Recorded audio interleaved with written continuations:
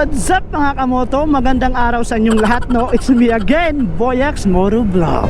So ngayong araw na to ay quick review lang tayo ng isa sa pinakasikat at isa sa pinakamagandang lavalier microphone sa pagbablog or sa pagmamotovlog. Ito nga ang sinasabi nila Purple Panda mga kamoto.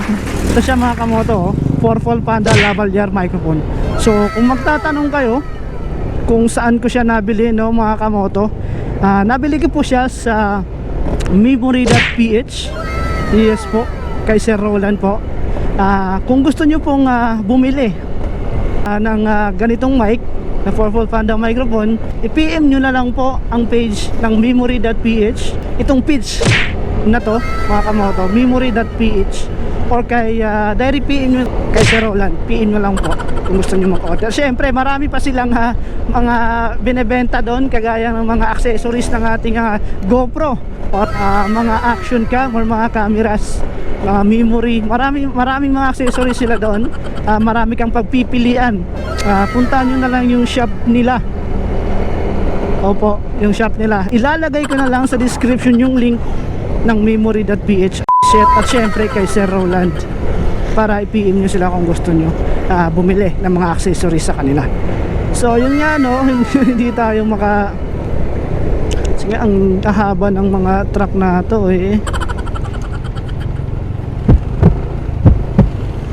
ang haba ng truck.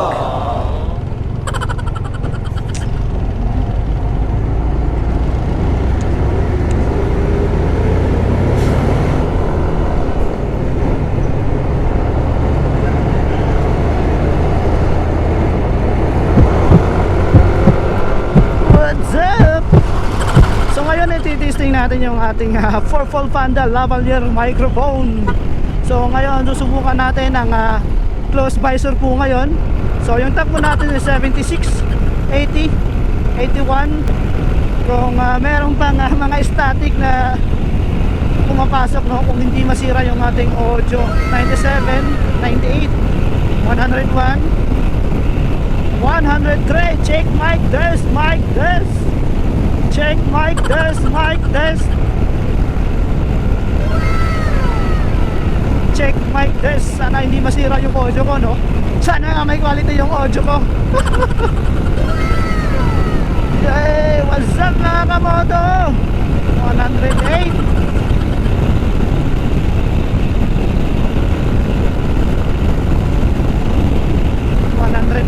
109.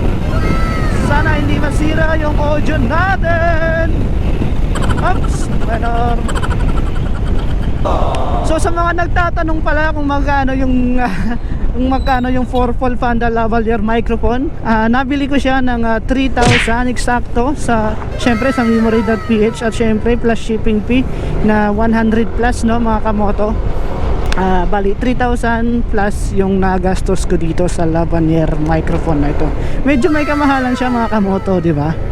Pero ayos lang kasi may quality talaga yung audio niya. So sa ngayon hindi ko masasabi talagang maganda kasi nga hindi ko pa naririnig. Kayo na lang humusga mga kamoto habang pinanunood nyo itong video na ito, kung yung aking bang boses ay okay naman at hindi nasisira. Comment down below na lang kung may mga suggestion kayo mga kamoto, no? At kung ano dapat na settings, kung may alam pa kayong mga settings sa ating GoPro para ma-set natin. Ako po ay baguhan lamang at hindi pa expert pagdating dito. So kung may mga suggestion kayo, sige, comment down below mga kamoto. So mamaya ito try din natin yung open visor, lampas nitong ginagawa, no? At syempre shoutout nga pala sa mga subscriber ko dyan, at syempre sa lahat ng mga nanunood sa video ko. Shoutout sa inyo lahat mga kamoto. So ngayon mga kamoto, tapos natin i-try yung closed visor. Ngayon naman ay ita-try natin yung open visor. So ngayon, no mga kamoto, naka-open visor na po ako. Yung takbo natin is 65-70 lamang.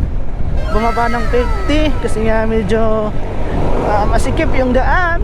Siyempre babanatan natin ng 50 to 80 to 100, no, mga kamoto, kung yung ating audio ay hindi masira. Ops, aso, dahan-dahan. Kunting pag-iingat lang po mga kamoto sa pagmamaneho. Open visor po ito ngayon mga kamoto, no? Open visor. Okay, mali popcorn.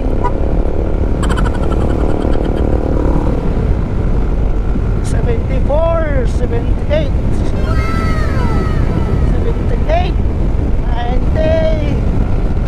Sa mga kamoto, sana ay naririnig niyo pa ako. 97, 98, 102. Sana ay naririnig niyo pa ako. Check mic test, check mic 1, 2, 3, 1, 2, 3, check mic 103.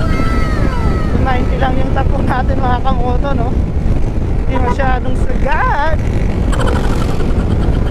Yeah. Okay mga kamoto, natry na natin yung open visor. So ayun, dahan-dahan lamang at may ginagawa. Dahan-dahan lamang at may ginagawa.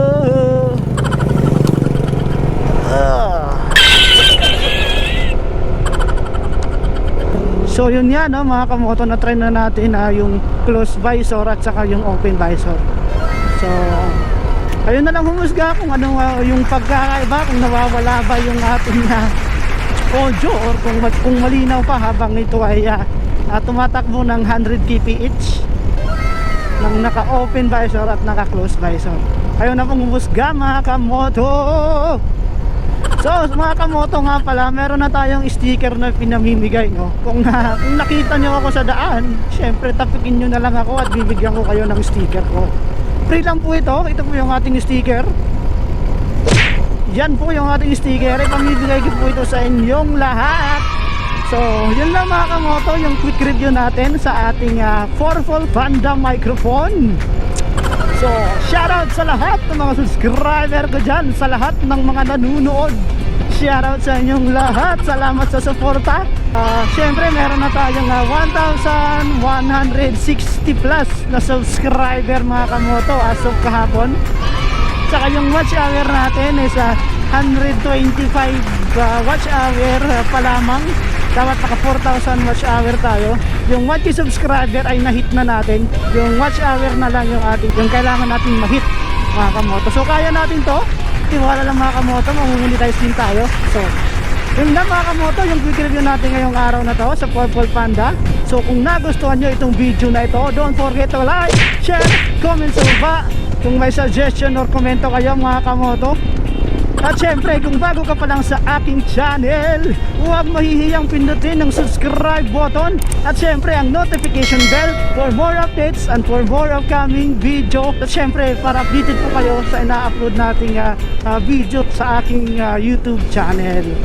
So yun lang mga kamoto. Ride safe and peace!